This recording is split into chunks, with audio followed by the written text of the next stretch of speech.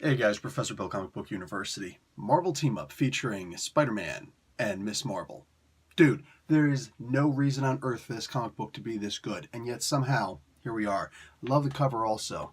Like, this is just gorgeous. Everything about this book is freaking gorgeous, beginning to end. Oh my god, dare I say it, I like this better than Ewing's other book, the Ironheart. That kills me because I loves me some Ironheart. All right, let's get into who made this book, and then I get a whole lot of good positive commentary. Eve L. Ewing, as I may have spoiled, is the writer. Joey Vasquez is on art.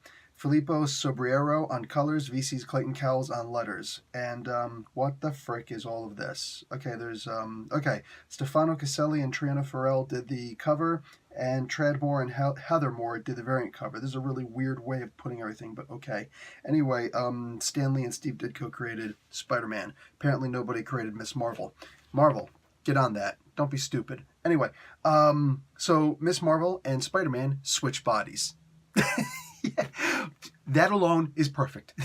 That alone is freaking perfect.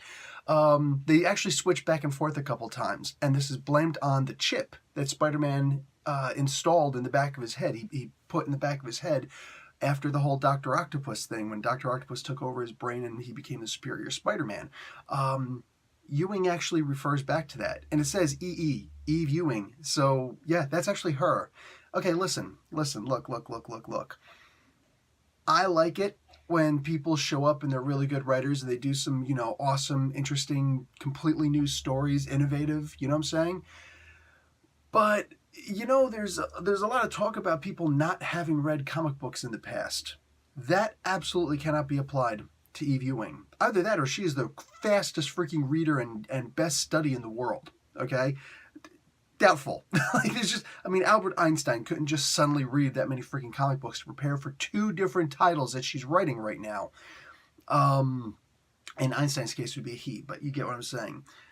I am shocked beyond belief at how good this freaking comic book is and how perfectly, just right, it references all the important storylines that are important in order to, double importance obviously, to understand this story, to know where this story is going, to get newer readers to go back and read some of these older stories. And yes, my peeps, if you are a newer reader, I highly recommend going back and reading the Superior Spider-Man stories. Not just the current story that's out now. Oh no. Even that book, it's not written in a way, that's Christos Gage, it's not written in a way where you understand that he used to be Superior Spider-Man before. You just have to jump on the comic book and know.